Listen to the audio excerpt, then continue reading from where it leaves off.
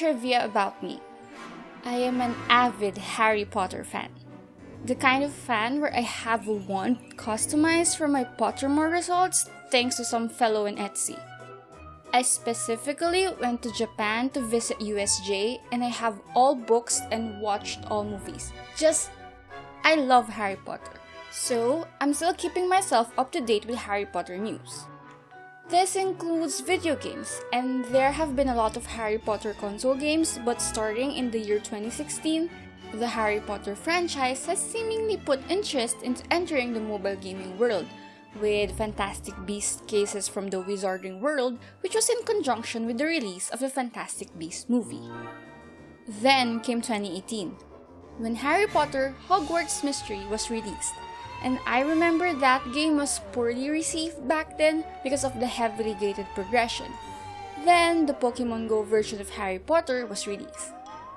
That was fun for a while but never really reached the heights that Pokemon Go reached. Now comes the casual Harry Potter game released March 2020, and so far, according to chart performance, it is currently going fine. Ooh, was that an actual intro I made? That was me patting my back.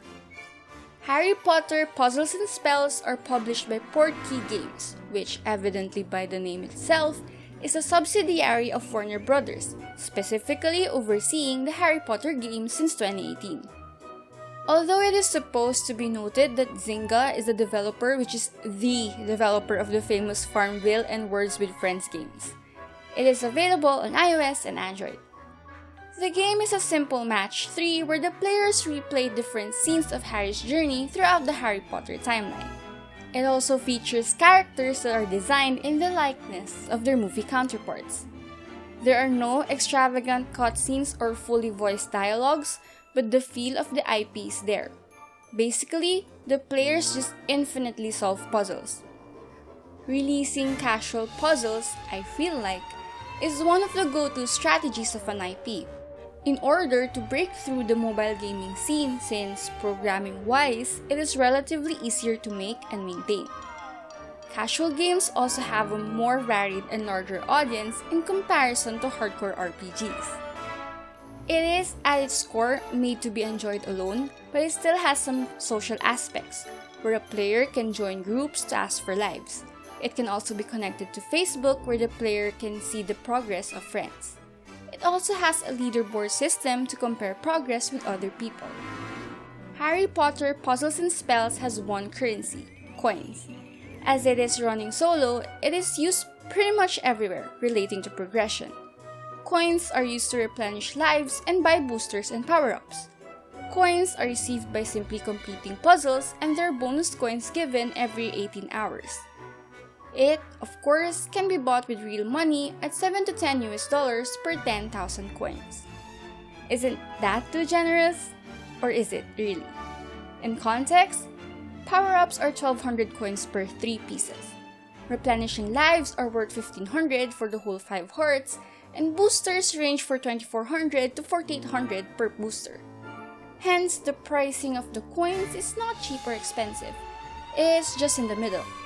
Depending on the sync the player chooses, almost all except for the most expensive booster are worth on average $1 per refill. As usual though, the IAP option that is most bought is a bundle. The game offers bundles where the player can buy coins and boosters at a discounted price, with the $199 US starter bundle being sold the most.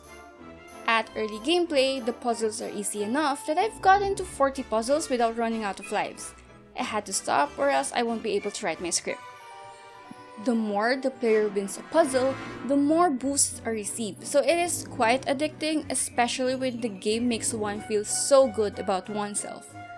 The win streak bonuses, although being generous, is also actually another way to subtly persuade the player to use power-ups in order to maintain the said streak in the case where the puzzles gradually get trickier. The game's difficulty curve is then indirectly persuading the player to maybe pay for coins in the event that power-ups are all used up.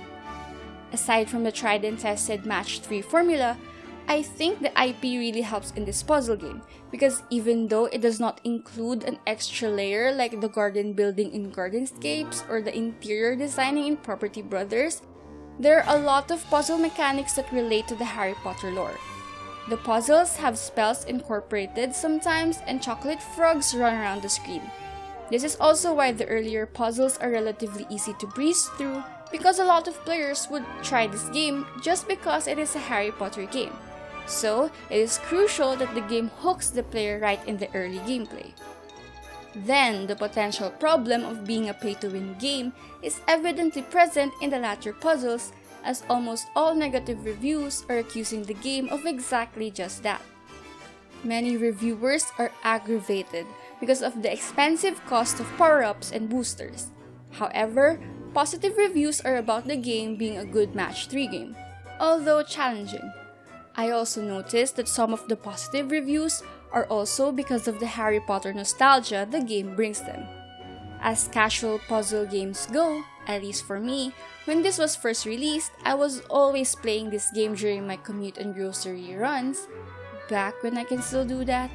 But after getting to the hard puzzles where I need to go back since I've lost lives, my playtime gradually decreased until to the point where I uninstalled the game already.